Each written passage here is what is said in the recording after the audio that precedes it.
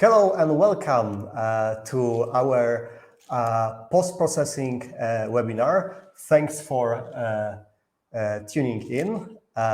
Before we start, I'd like to cover one technical detail because today's webinar is all about questions and answers. So if you would like to ask a question, you can go to your right down corner to questions tab, and then you can input your question by clicking ask a question button. This way we'll be able to answer all your questions after we cover the ones that you sent before the webinar. Yes, because we asked you to send a question and we collect them and we try to answer this question today before. But you have also this opportunity to create the question during this webinar before we finish to answer your question you sent before. Yes. My name is Jakub. I'm a Centered Application Engineer. And today with me is Grzegorz, our Technical Support Coordinator. Thank you and welcome to this webinar. I'm very happy to and in the backstage, moderating our webinar is Michał Satała. Also, thanks for moderating. Thanks. Okay, so let's go straight to the business. So the questions you asked us during last, I believe, week or so. Yeah, when we released the information about this webinar is regarding the question and answer of post-processing. Michał, could you give us the question number one? Is the sandblasting a necessary step of SLS post-processing? If this necessary, Kuba, can you tell us if it's necessary? Yes, basically, sometimes you can get away with just brushing off the powder from the models. However, we do recommend sandblasting the models. First, you will get rid of the powdery residue that you will get after touching the models. So all the loosely attached particles will be removed during sandblasting. Second, some nooks and crannies of the models can be quite difficult or tedious to clean. Sandblasting lets you remove these residues from these cavities easily and quickly. And third, you'll get a lot better dimensional accuracy after sandblasting. Yeah. So basically, it's not a must, but we do strongly recommend it. Yeah, highly recommend it. Yeah. But also this depends of the shape of the, as Kuba said, complicated of the model. Question number two: what are the differences in the post-processing amongst different 3D printing technologies? Yeah, as we know, the SLS is famous that we do not have the support like FDM has, but I always imagine we actually have the support, but in our case, yes, the support is the powder. Yeah, because the printouts are attached in the powder cake. But what is the advantage of that? You as a user, you will be able to remove this unsintered powder from the printout much more easily than the support like in the FDM. Yeah, that's true. Yeah, there are a lot of different technologies for 3D printing: SLA, FDM, SLM, to name a few, and all of them require a bit different approach. For example, for SLA, we need to cut off the support structures for the models. For FDM, we need to dissolve them or also cut them off. And for SLA, also curing in UV light is required. For SLS, basically the only required step is the sandblasting, as we covered before. But there are various others, like, for example, coating or vapor smoothing. Yeah, okay. Thanks. Next question. Can I use any sort of sandblaster during post-processing, or do I need to use one that is dedicated to SLS? Grzegorz, what do you think? I think the best choice is to choose that one which is dedicated to the SLS, because our SLS Sandblaster, this is the years of experience. We gather all the things together, all the features that in our experience telling us that would be good to Sandblaster has it. So this is the best choose, but we do not push it. If you want to choose another one, yes, this is also possible. You can choose it, but you need to be aware of a few things before you choose the Sandblaster. Kuba, can you tell us what you should pay attention to before you buy the Sandblaster? The regulation of the pressure is a very important feature. Also, sufficient filtration of the air will be necessary. And something that you might overlook, but a mesh that you are using in the Sandblaster, for example, in our Sandblaster, we have very fine mesh, so your models don't fall through. But in the regular one that you can buy in hardware store, you will see bigger holes in the mesh. Yeah, so the choice is on your side. Next question. You claim your hardware as a multi-material platform. How does this approach impact post-processing?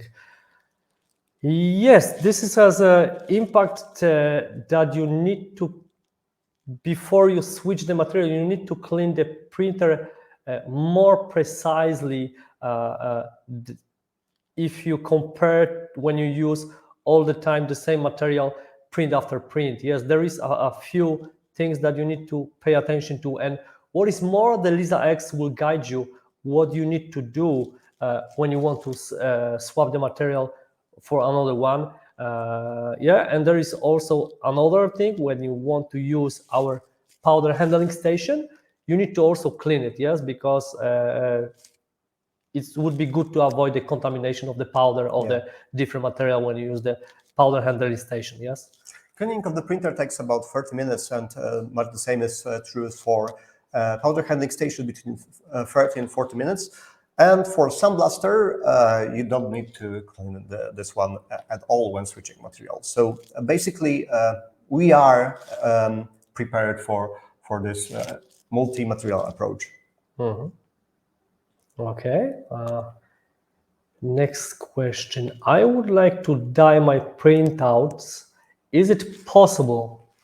Kuba, can you tell us a little bit more? Because probably you received this question as an application engineer from our potential customer. Yeah, this is quite a frequent question. First, we need to be aware that dyeing makes the models a bit darker, because our materials are usually in gray or black color. Dyeing will make them even darker, so we cannot dye models brighter. This is what coating allows. But yeah, SLS is one of the technologies that allow for dyeing, because the dye can sink between the particles on the surface of the printouts. Okay. So definitely possible. Okay, and can we dye all the materials that we have in our offer? Yeah, there are no real obstacles. Furthermore, FlexiBright is the lightest of our materials, so you have the most flexibility with this material, so we can even go with colors. Yeah, okay, thanks. So the next question is, can I use machining like CNC drilling holes, drilling on finished printouts? Yes, you can. The simple answer is yes, you can. Of course, we need to talk about the printouts from the PA12 and PA11 family, the printouts which are pretty tough to do the drilling, tapping, etc. Yeah, this is. Yeah, because that doesn't really make sense for flexible materials like, for example, FlexiSoft or FlexiPerformance.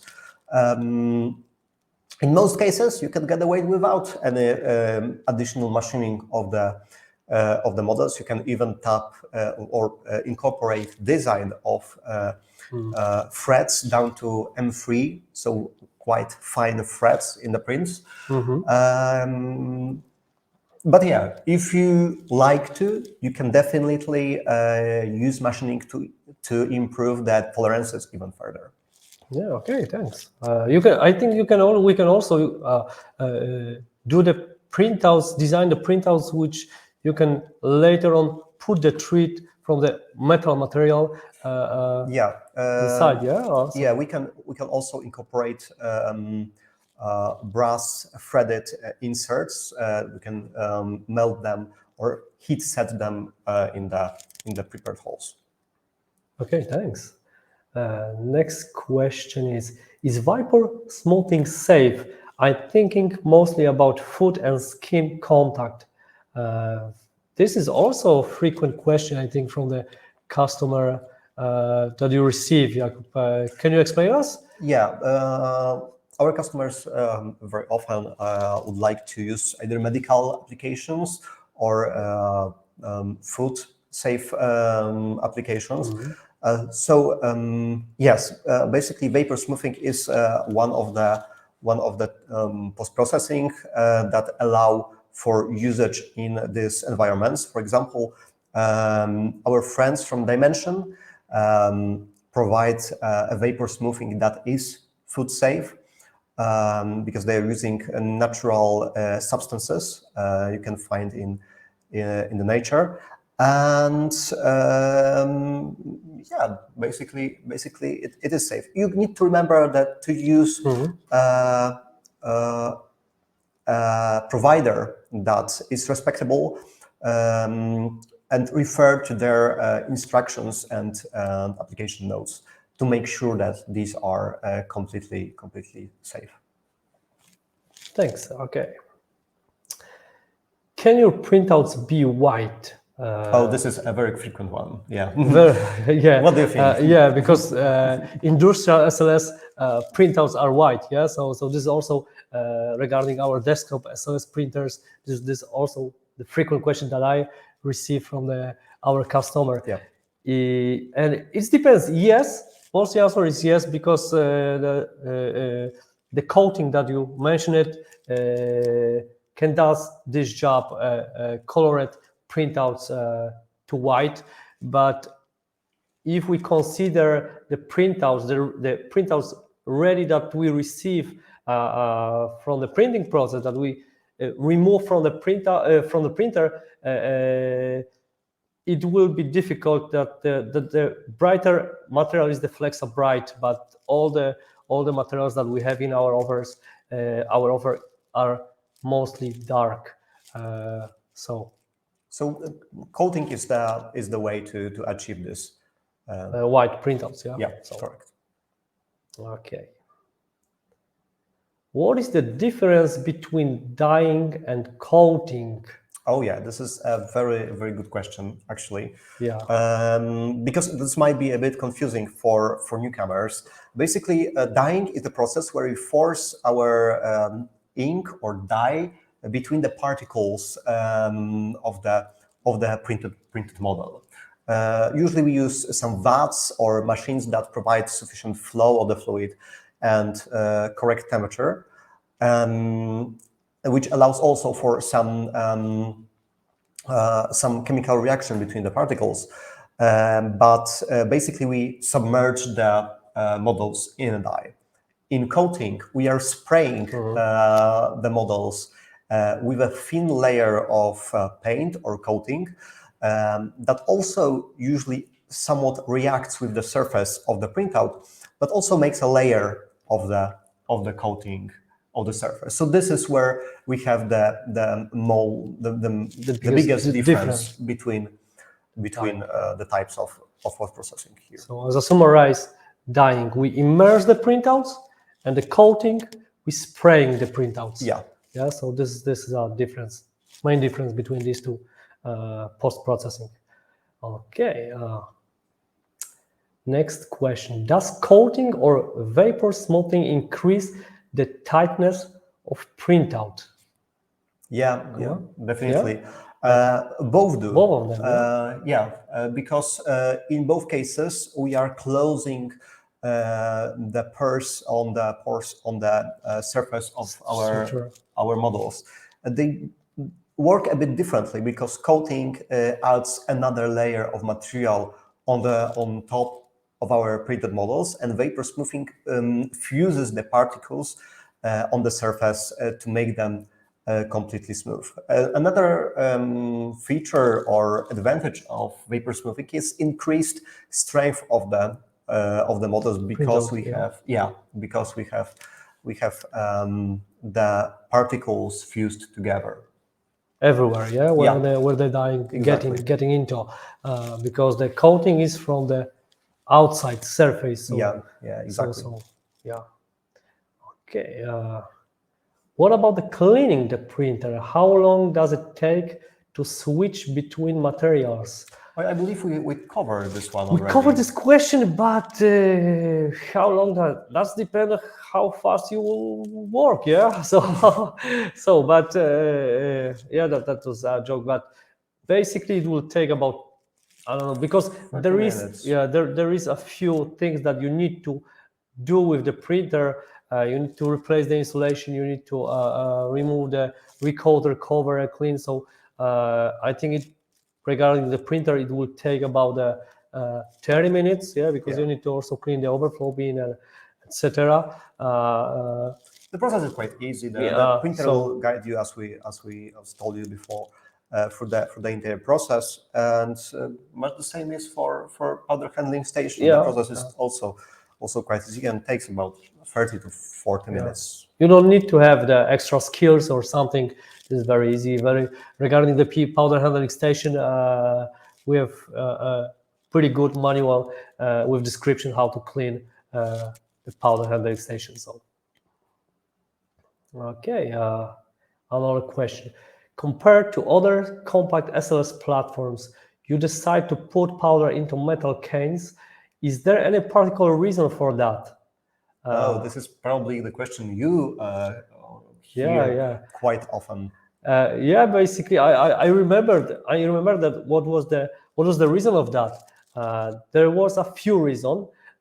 First of all, we designed bigger printers, so we need to send a bigger amount of the powder. What else? In the metal container, we are able to put extra plastic bag, and we are able to store the powder in the much more hermetic way. And the third reason, which is the best one, I think, that this metal container is compatible with all our devices, like the powder handling station or a single sieve unit. This is exactly the same size of the bucket when you can use it, replace it, and then work with. So that was the reason. I hope you like it. Compared to PA12, post-processing from PA11 Onyx is a bit harder. Why is that? PA11 is being sintered at much higher temperature. Yes. So the cake you get from the printer is a bit more compressed, so it might be a bit harder to remove the material from all the cavities in the models. But other than things you resolve with basically sandblasting, and you won't see a significant difference because it will increase the time of sandblasting only slightly. Or the coatings, smoothings, or dyeing will basically work the same. The same, yeah. So and we need to remember, because PA11 is printed with nitrogen environment. Also, this has some impact for might be harder, but there's not, I think, huge difference between PA12 and PA11. I wouldn't notice that. I would say so. Can printouts from other SLS printers be cleaned with the synthetic solution? Is it dedicated only to synthetic machines? I would answer like this. Our devices are designed for our devices too, because we listen our customers, and we imagining how they work with our system, and we design as best as we can to work with in the ergonomic way. But to answer this question, this is not a mandatory. If you like our powder handling station, I think you can use it with the other desktop SLS printer as well. The same with the sandblaster, because this is the sandblaster. This is the universal unit. Our sandblaster SLS has the feature that we need to have for the sandblasting, and also the sieve. This is what also you can buy it from us if you like it. Yeah. So not every manufacturer has powder handling station on sandblaster in their offer. So we see some customers that choose only sandblaster or only powder handling station to go with their quite big systems, and from what I heard, they work pretty nice. Yeah. So, okay, thanks. Why does the sandblaster has a vacuum cleaner connection? No one else offers it. Doesn't matter. Oh yes, it definitely does. Yes. Like Grzegorz said, we have a lot of experience with sandblasters, and we have also a lot of experience in working in office space with our printers, because we have like desktop printers or benchtop printers that need to be cleaner than your regular production industrial devices. So vacuum attachment is to relieve the pressure from the inside of the sandblaster, because when you're sandblasting in regular sandblaster, the remaining powder from the models and the sandblasting medium will try to escape every hole it can, even if you have a quite nice air filter. We approached it from opposite angle.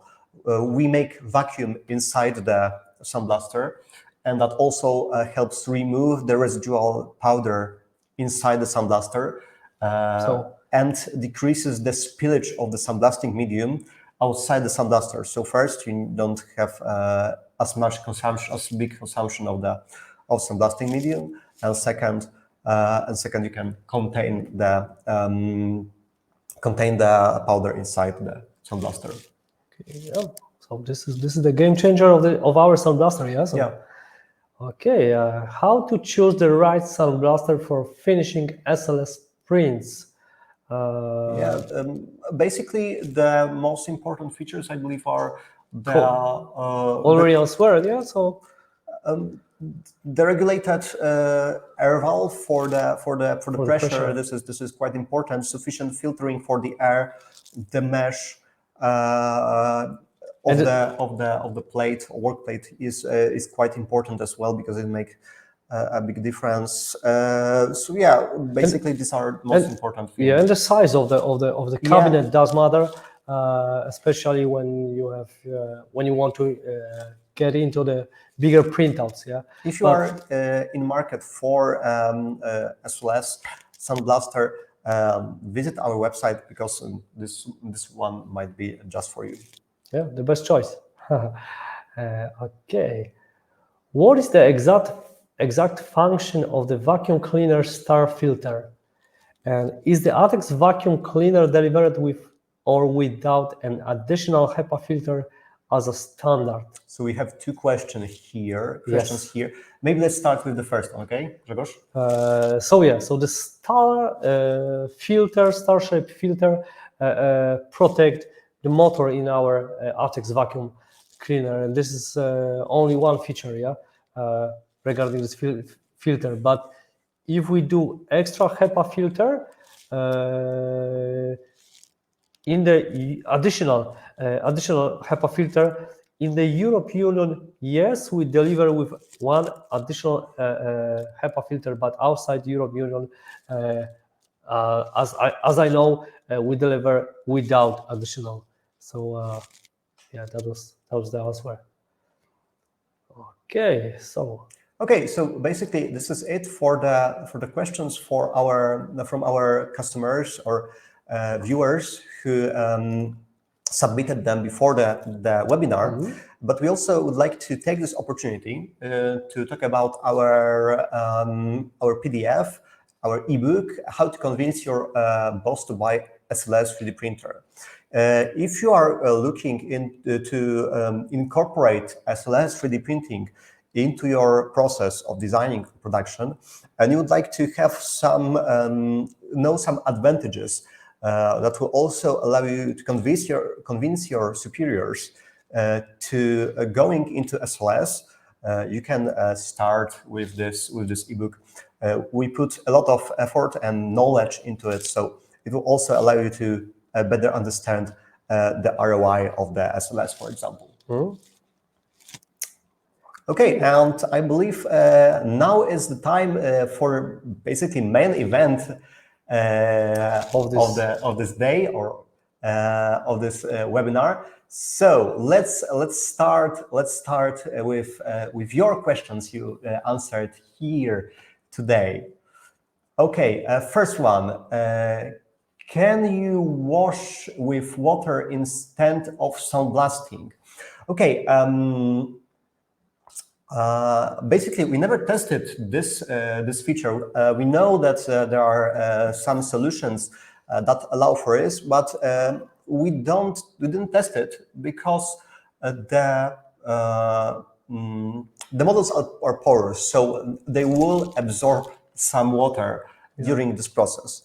And we don't really want to go this way. And also, there is no way of retrieving the material after washing it because of hygroscopic nature of the powder. Yeah, and but this is regarding I believe the PA12. But what about the rubber material?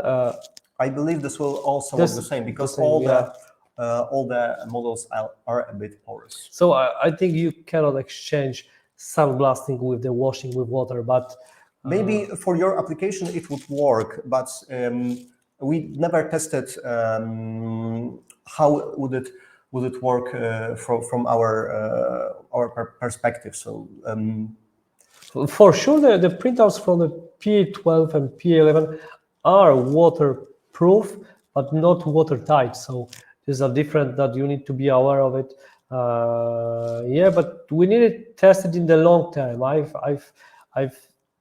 As I remember, we tried to clean it, maybe a few that with the water, but definitely sandblasting works better. But yeah, maybe you can try it and let us know later on. Okay, next question. Is it possible to get a smooth and glossy finish on SLS parts? What kind of treatment is necessary for that? Unfortunately, we don't have our polypropylene vapor smoothed parts, but yeah, you definitely can do it. The smooth surface can be achieved by more aggressive sandblasting, and also PA12 smooth is quite smooth in surface, so that might be enough for you. If not, coating will increase the smoothness of the printouts, and you can even go with the vapor smoothing that will make the models glossy. Also, Dimension has their entire range of products that will allow you to smooth the surface without vapor smoothing, and then apply a vapor smoothing to already let's call it a polished. This is what I wanted to mention about the. For example, coating also can give you the glossy surface. Yeah, and what about the polish? The polishing by maybe by sanding or by grinding? Definitely, the complex solution works better, but you can go with just vapor smoothing.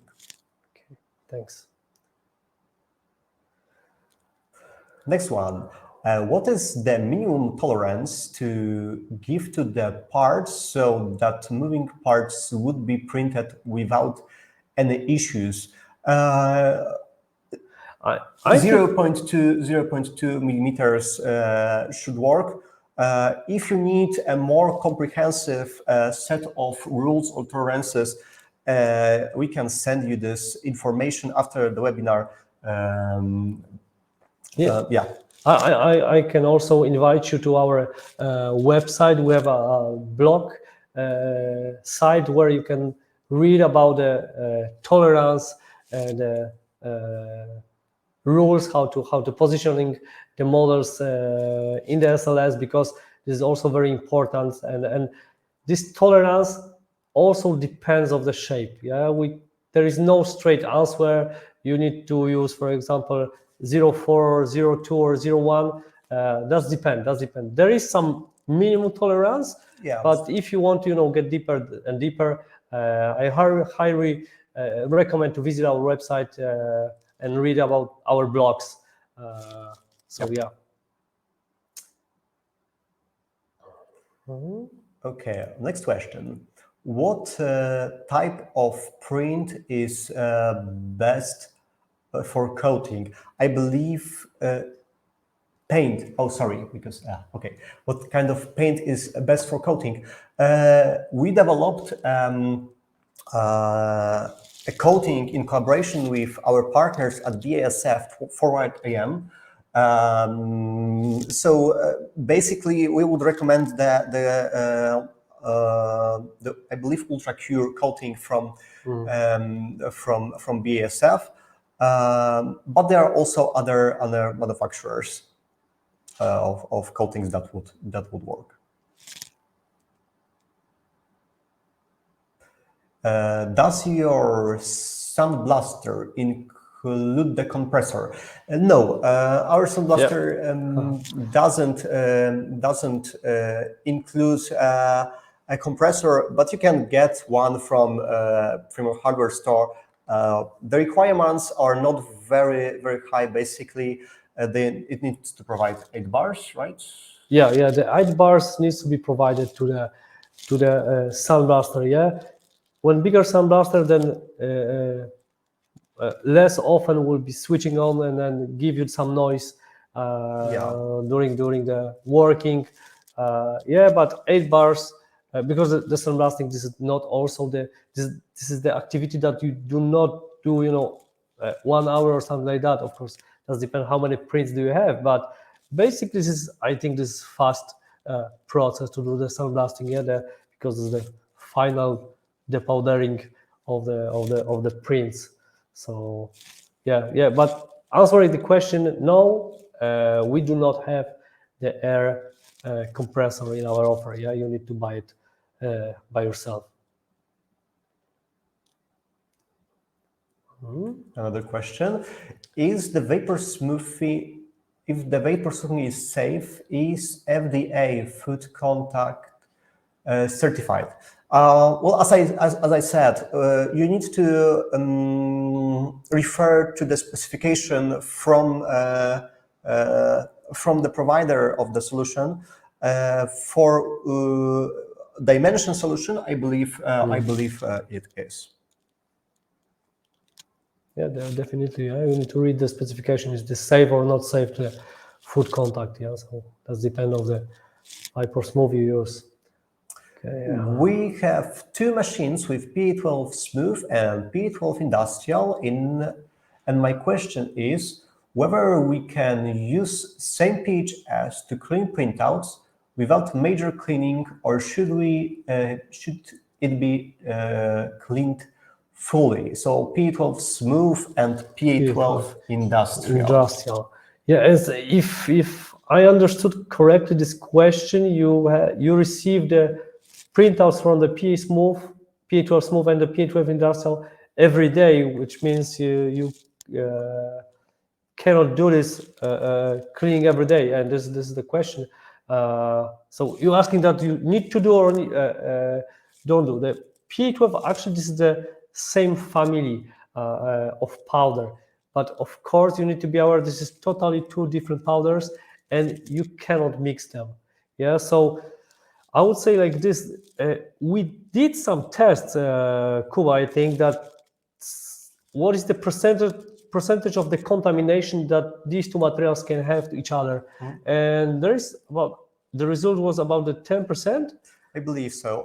We can contact you with the correct ratio of the contamination that is allowed.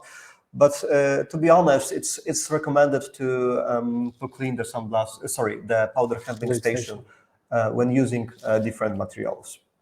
Yeah.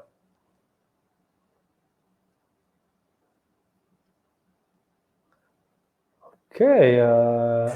Okay, so this is all the time we had today. Thank you for participating. Thank you for your questions. If you have more questions, feel free to contact us via email. Just write to contact@syntery.com, and we'll be more than happy to answer all your questions. Also, I will try to mark myself here. If you need simulation or calculation for models, you can also write to contact@syntery.com with attaching your models if you would like to get simulation for our printers. And if you have already our products, so I will also give my address. If you have some technician question after this webinar, do not hesitate to contact us to support@syntery.com if you have already our product. Yeah. So thanks for that. Thanks for this webinar. That was a pleasure for me, for Jakub, the same for me. Everybody. I hope you enjoy it. Yeah. Yeah, and let's see on our next webinar. Thank you so much. Thank you. Bye-bye. Bye. Dzięki. Już?